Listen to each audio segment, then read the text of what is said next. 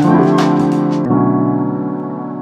next speaker is a service design and CX consultant for Spark/BJSS. She has been in the business of designing services, products, and experiences since 2001, helping large blue-chip organizations to take on outside-in, customer-led design approach to their products and services.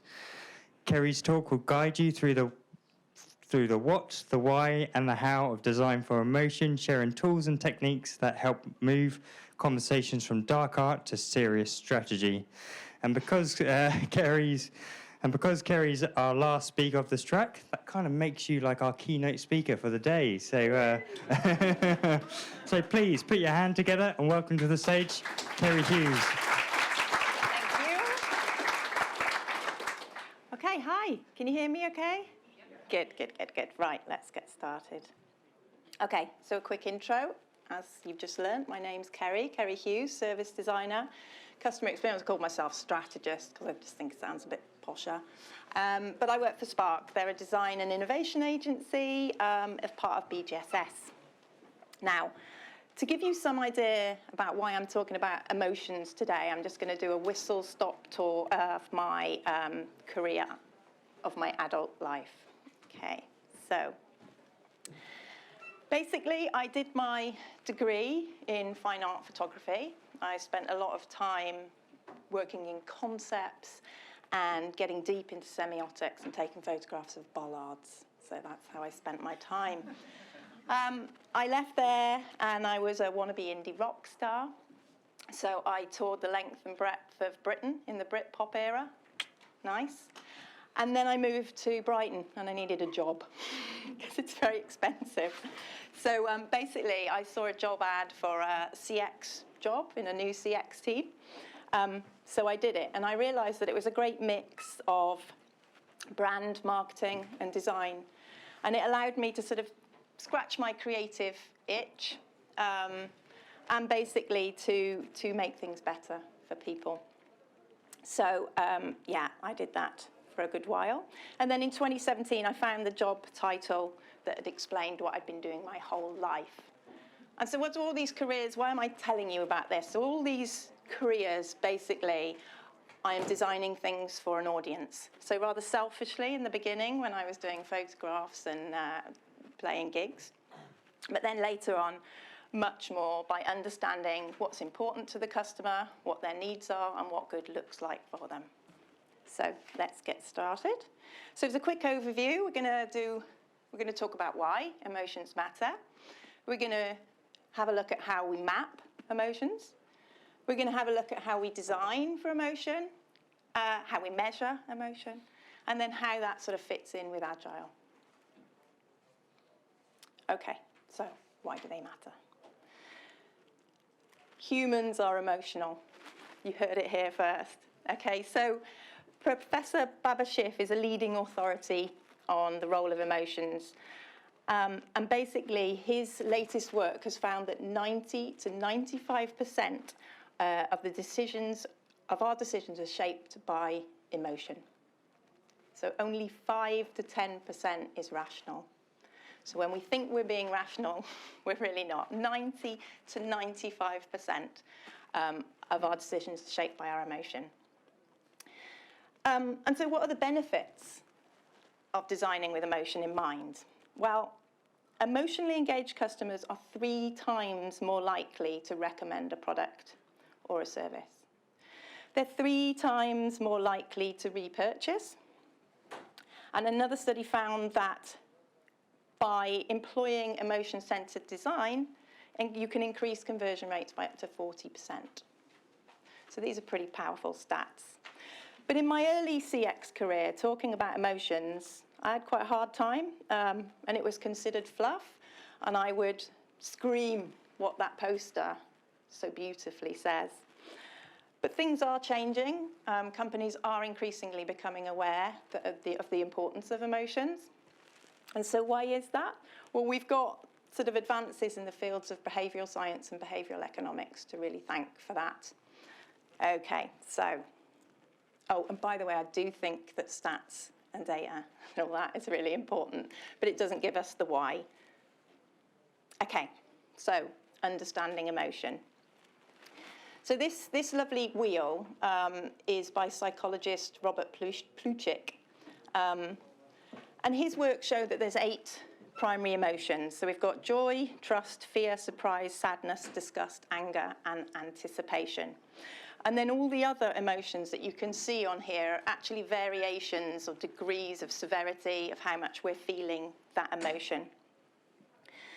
And I've been pulled up before about talking about emotions and feelings interchangeably. So emotions are complex physiological and psychological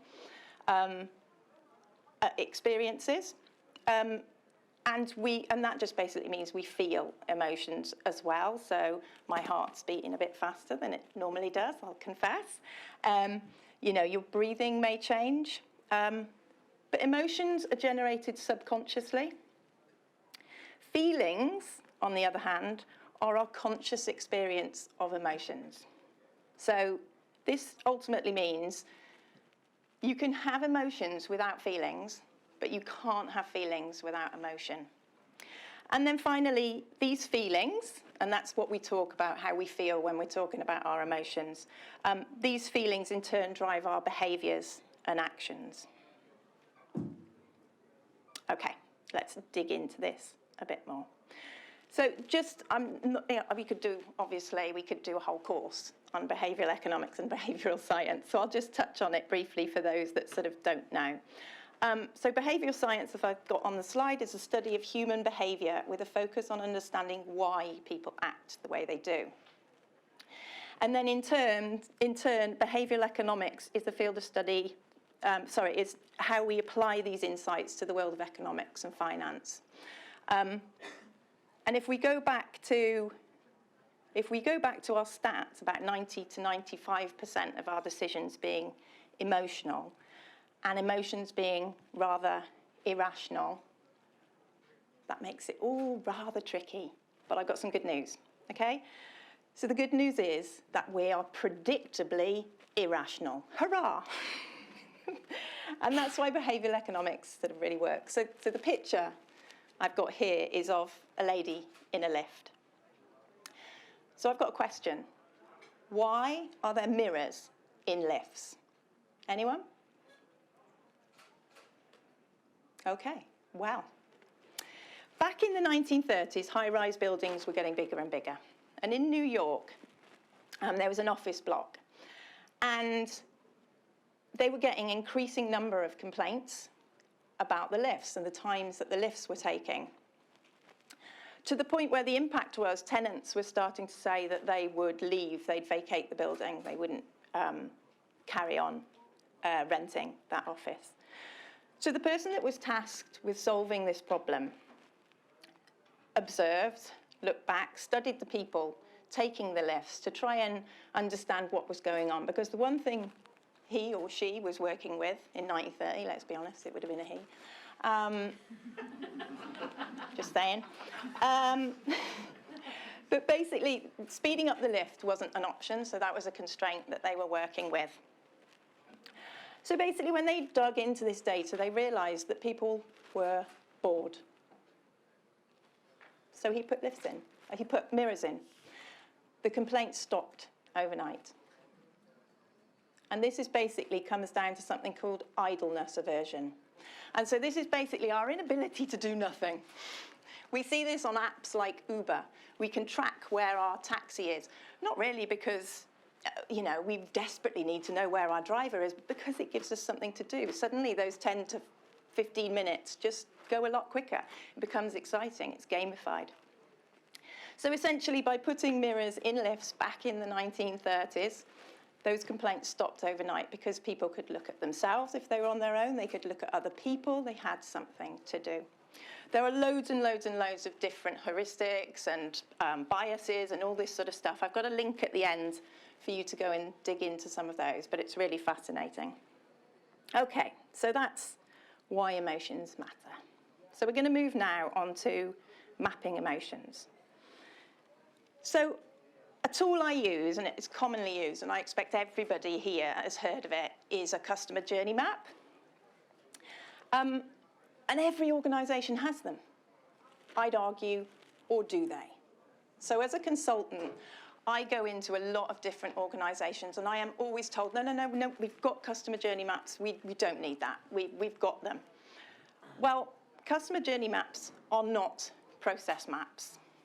They are not a process map that has a customer swim lane on. They're not an emotional line with some emoji faces on. Sorry, but they're not. And they're not created in isolation. So what are they? Right. So you've got to have that rational layer. It is important to understand the behaviour of what the customer is doing. Okay? But then we start digging into how their emotional side.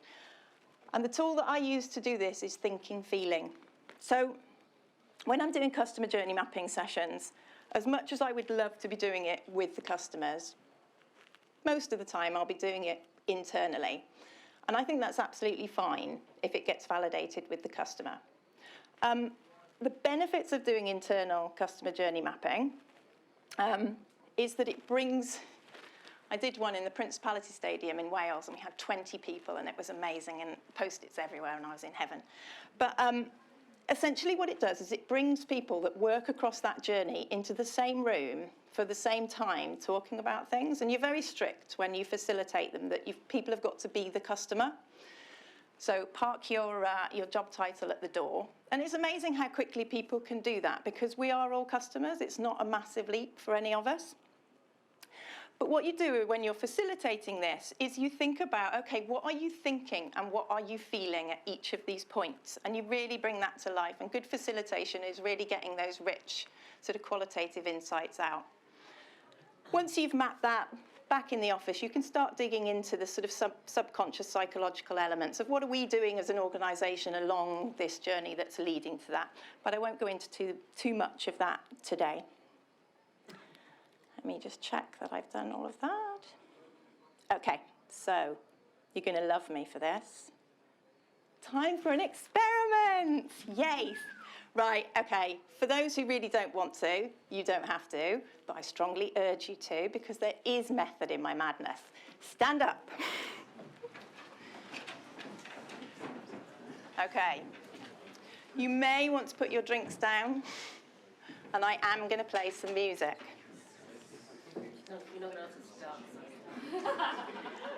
All will be revealed. Okay, everyone, are you ready? Okay, what we're going to do is we're going to stand, turn slightly to the side, one foot in front of the other. Bring your arms up into a sprint position. Are you ready? I should have been a gym instructor. Okay. See why I was on stage and I'm going, 3, 2, 1, run, run! Come on, get those arms going! Come on, everyone, I can see you at the back. You are not doing your arms. You can even do this. You don't have to, but it feels kind of good. Okay, pain is over. No, really well done, you.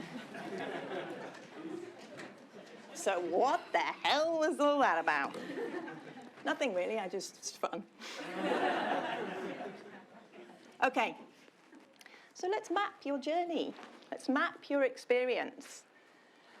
So, it's very assumptive in that I've made it all up for you, but hey, you know, not perfect. But, okay, let's look at that rational layer. Can't really have breath now. So I'm asked to stand up. I'm given some instructions for a pose. I complete the instructions. I sit back down. Factually correct. That's what we all did. That's not what we felt, is it? Any of us. I hope that really brings to life why that rational layer is just not enough. So let's have a look. Jeez. Been at a hilly conference for 2 days. I'm not standing up. So you might have been feeling apprehensive, perhaps intrigued. Next step. Here we go again. Why can't I just sip my coffee? So you might have been feeling anxious, annoyed. Some people could have been feeling excited. I complete the instructions. Okay, it wasn't so bad, actually. It was quite funny. I'm starting to be kind on myself, putting you through it. So you may have felt happy, silly, energized, even embarrassed. And you sit back down. Woo, feel quite awake. That was actually okay. So really kind on myself now. You all enjoyed it immensely.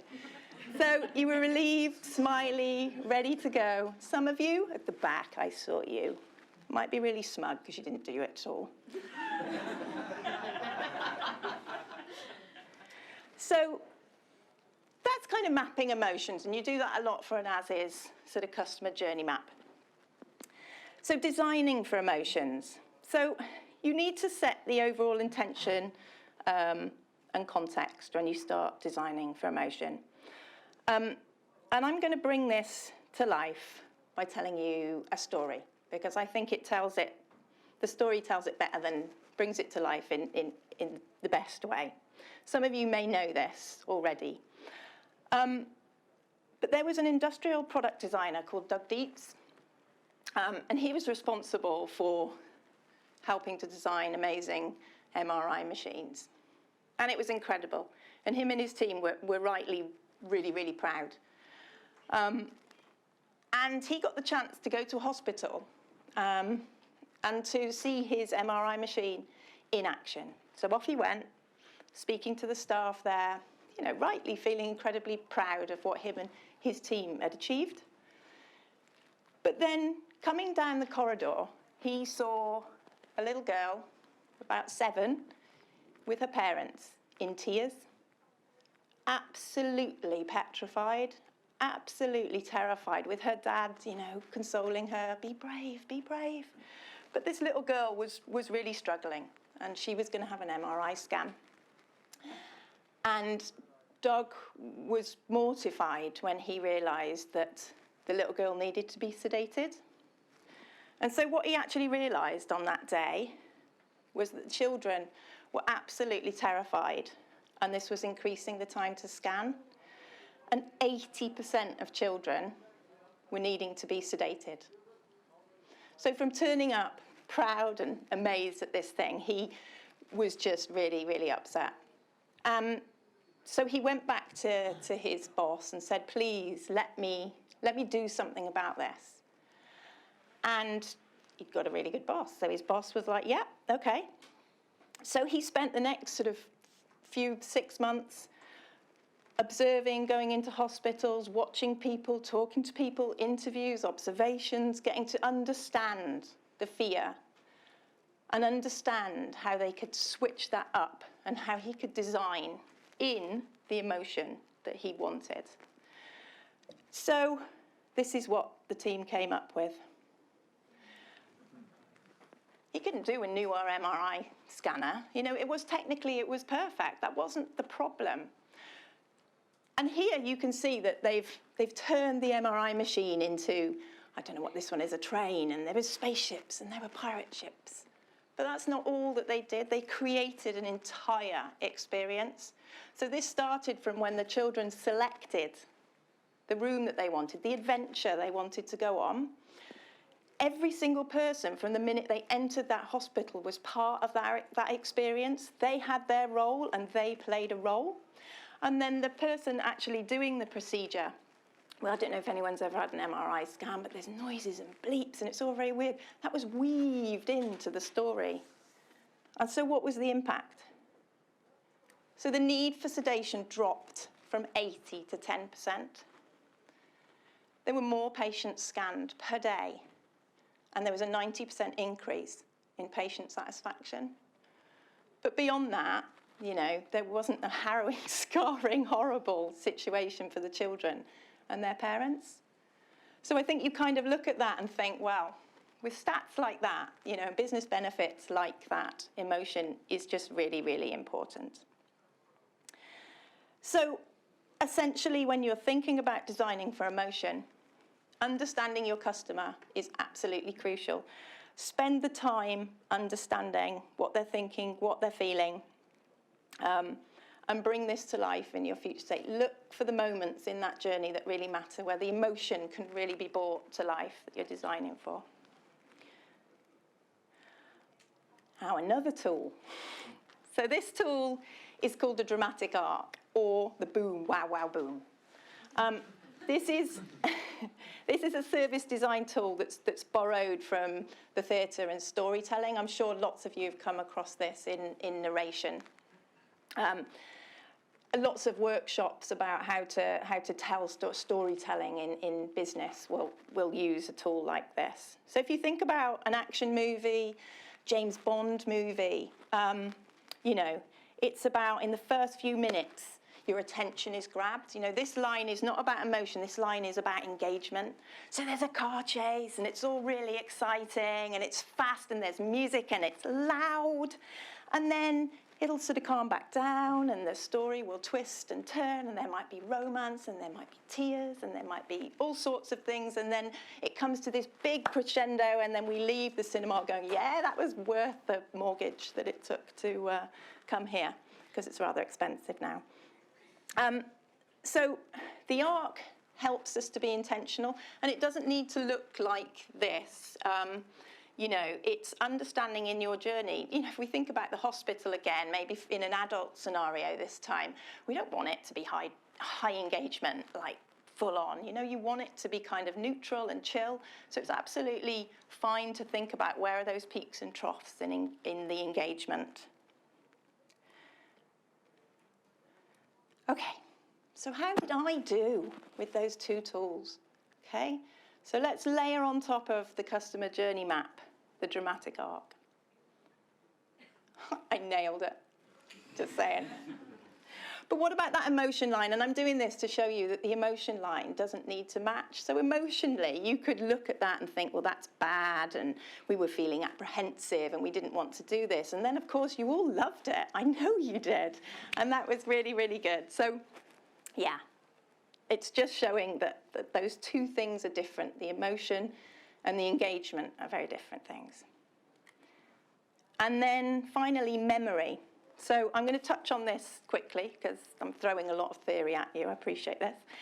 But memory plays a crucial role in shaping our experiences, and it's intrinsically linked with emotion and feelings. And the PCAN rule basically talks about how it's not so much the experience as the memory of your experience. So often when I go into organisations, they'll sort of talk about having a great customer experience and it needs to be amazing throughout. It's rather costly and people won't remember. So I'm not saying, you know, have rubbish experiences, but really focus on where you want to be remembered, how you make it memorable. And this basically says that in any experience, your memory of it, you will remember the peak and you will remember the end. And it was somebody called Daniel Kahneman that did this. He came up with it in 1993. I won't go into it now, but go away and have a look at how he came up with the experiment to find out a bit PCAN rule, because it's a bit sadistic, really. Okay. Okay, measuring emotions. Now it starts getting hard, not going to lie. So there's no one way to measure emotions. It's a mixed bag. So as I just talked about with that PCAN rule and things like that, measure what matters. Okay, so really focus on making sure that you're doubling down and focusing on those moments that you have through your journey mapping and whatnot that you have found to be important, and measure those. Personally, I am a fan of journey-based measurements, so I like to measure things end-to-end, and when I design services, I'll set up a dashboard to do that, and that may change over time, but it gives you a really good journey-based sort of view. Social listening, so we start getting into the qualitative stuff. So social listening is really good, and there is tech that can help you with this, but I remember when I was working for Barclays, and I went on, what's it called, a trust advisor. It wasn't good. It wasn't good, you know, because no one was paying it any attention, really. No one was listening, and I learnt more from sort of doing that. So there's, you know, with all the media attention, and companies are much better at this now, you know, make sure that you understand what's being said in the wild on the socials about your company.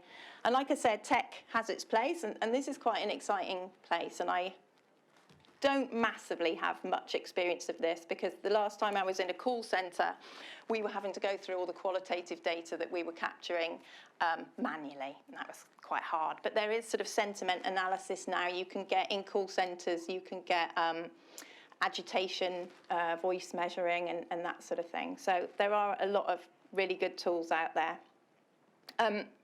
Communities. So if your company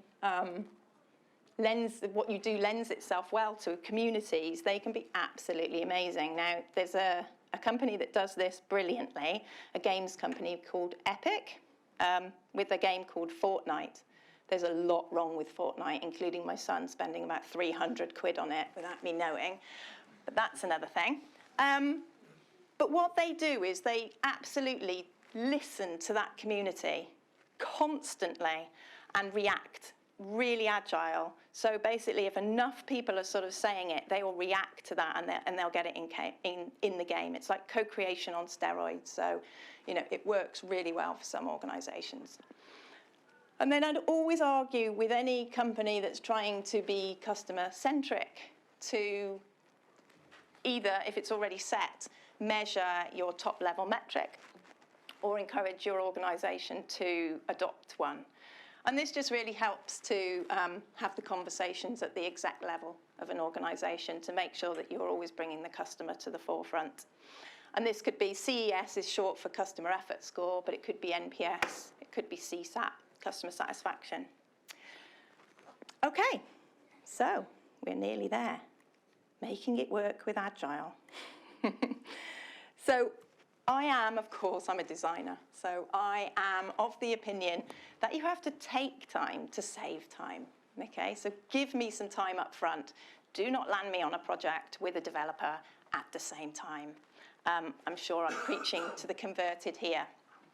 But I think Albert Einstein says this brilliantly in a quote that I too often bring out. But he said, if I had an hour to solve a problem, I would spend 55 minutes thinking about the problem and 5 minutes thinking about the solution.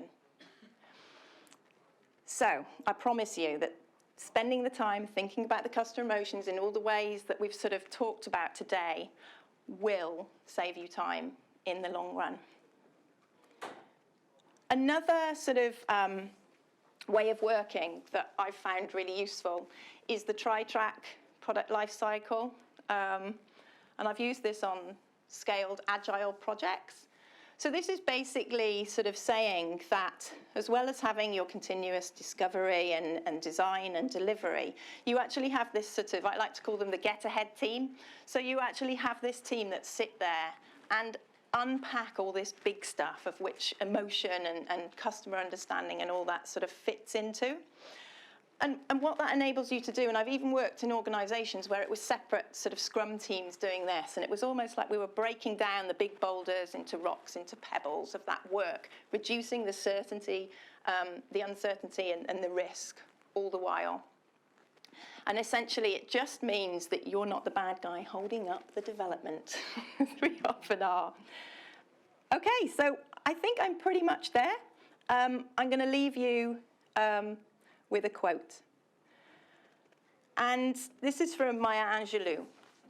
Or is it? I mean, I don't know who said this quote. The BBC said it wasn't her, but I'm just going with it for now. Because it's the words that's important, and it says, people will forget what you said. People will forget what you did. But people will never forget how you made them feel. Thank you.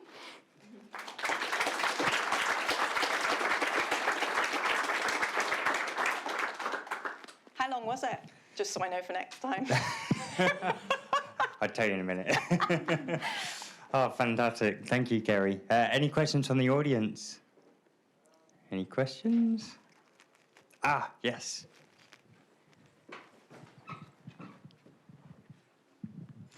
Hi, Kerrie. Thank you for that. So my question is, you said that you didn't want to be put on a project with a developer at the same time right at the start.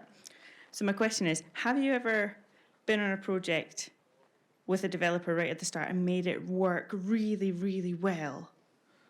Yeah. Can you tell us about it? Well, that was because we were all put on we were doing a massive digital transformation project for a building society using new systems, so no legacy systems.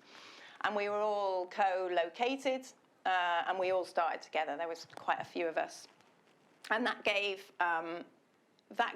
us, as the sort of design arm, the time to bring the whole transformation team into the work that we were doing with our customers. So we did research insight sessions with everyone. We invited people along to note take on discovery research sessions. We set up a customer room and everyone was invited to that room. And we also did this massive customer journey mapping session that I spoke about with sort of 20 people in there, was all of the transformation team as well as people from the business. So yeah, given that time, I think it's really brilliant to be able to get everyone plugged in to understanding the people that they're building the product or the service for. It's why we all get out of bed in the morning, isn't it? It's why I get out of bed in the morning, but yeah. Yeah, great. Cool. That was easy. I have to often work with the C-suite, and often I am the only feeling person on the board.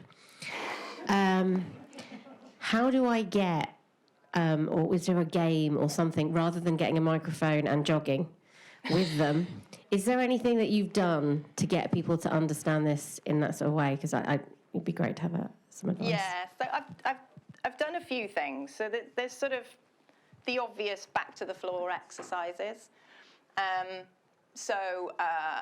Encouraging exec members to do that. And if you've got an exec team that are happy to do that, that works really well. But what I also have done is brought them along to custom mapping sessions and to as-is future state mapping sessions. There was one where our marketing director was adamant in her marketing vision that people needed to be treated as individuals, and I'd helped with their customer experience vision, and our brand sort of vision was all around this. And we had a mapping session, and I was desperately thinking how I could show her that how far off that we were, because she'd got a lot of really good stuff, and we were doing amazing work. And I got hit by inspiration on my drive home, and I recorded our IVR. And I basically played it in the session, and it said, "Hello, welcome to Building Society. Please give your so-and-so digit number." So straight away, her understanding of her brand being about being treating people as individuals, I could bring that to life by sort of showing her in a kind of exploratory way for her to see. So yeah, little techniques like that. Yeah, awesome. Any other questions? Yes, one over here. Pass that along. Do some writing on the way. Thanks, Kerrie. That was great. I love the idea of designing for emotion, but just thinking customers might be coming in with a different emotional state. So how do you recognise that, and then how do you personalise the experience for that? Have you got any tips? Yeah, well, I think that's a brilliant thing to talk about, and thanks for sort of prompting on that, because some of it we can't control. So people will turn up to your service or your product or your organisation having come from something else. So we can't always predict that emotional state, but just that understanding that they could have. Also, every time a person interacts with your organisation or brand, they are building that up. So whilst we may in isolation as digital product teams sort of think, oh, well, it's not a biggie, is it? It's not a biggie. It was just a little thing that didn't quite go right. It's just a little bit of friction. But actually, if that's, I like to refer to that as paper cuts.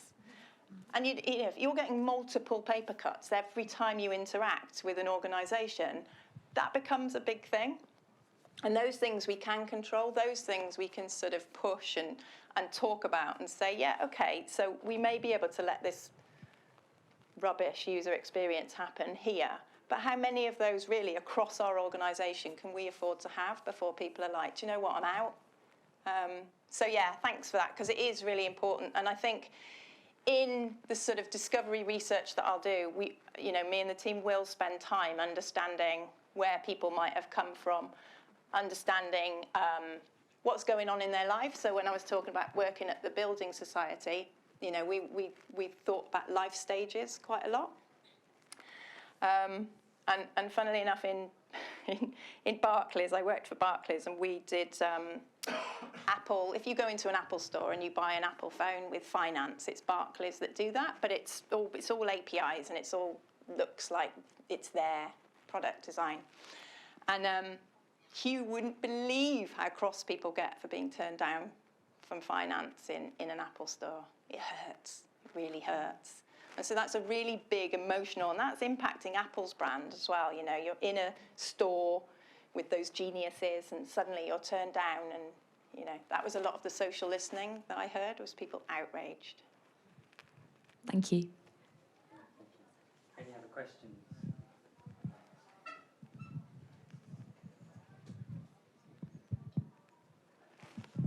I may have misunderstood what you said, but to what extent, I think you were saying you do a lot of sort of internal mapping of customer emotions with internal staff, but in my limited experience is often they have a very different view or they have a very partial view of what the customers are actually experiencing. And I just wondered, to what extent can you rely on that? And to what extent, do you always say we need to go out and sort of talk to the customers as well? Yeah, that's a great question. I think validating, if you do an assumptive customer journey map, I'd always try and get it validated, either through actually working with customers to understand if that's true, maybe a diary study, ethnography, those sorts of things. And what's really interesting, and I would especially urge you to do this if you feel that there is a gap, because actually what you can do through that assumptive map, if you find that to be really at odds with what's actually really happening from that real outside-in view, it gives you a really, really good platform to talk to people about actually, you're quite a long way from where you think you are. And it's far more powerful than me going in and saying, you're wrong. This isn't what happens. So actually, through going through that process can be really powerful. So yeah, that validation is really important.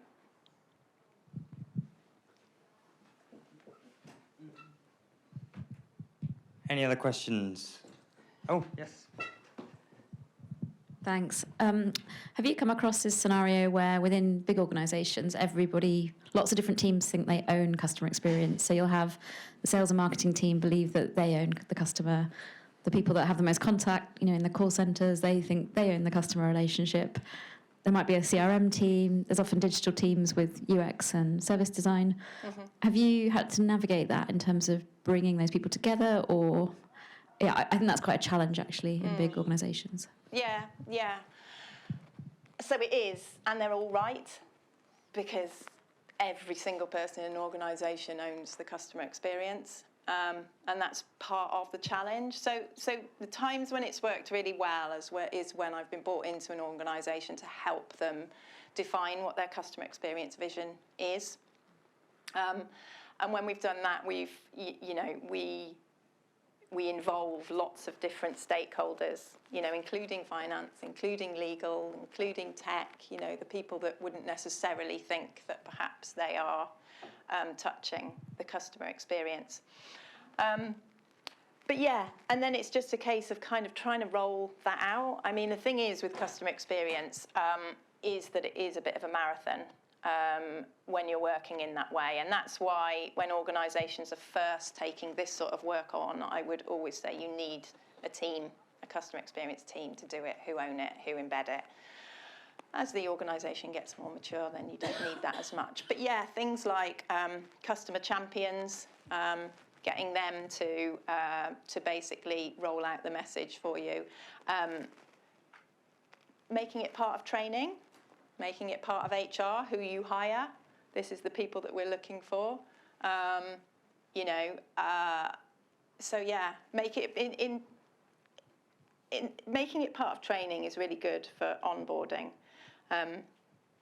when I worked for a building society, we were working in town, and we just used to send people to Lush and tell them to report back on how they found it, because Lush is a brilliant example of sight, sound, smells, everything has been really carefully crafted into an experience, and it's not for everyone. I mean, that's the thing with customer experience as well. It's like, do you know what, if you want to nip in at lunchtime to get some beauty products, don't go to Lush. It's not for you. And that's fine. I always think Lush just looks delicious when you walk around it. You're just like, oh, it looks all edible. Well, believe it or not, that is because they took their inspiration from fruit and veg shops. Ah, there you go. Fact of Yeah. the day. Yeah, amazing. Well, thank you so much, Kerrie. Another round of applause. Thank you.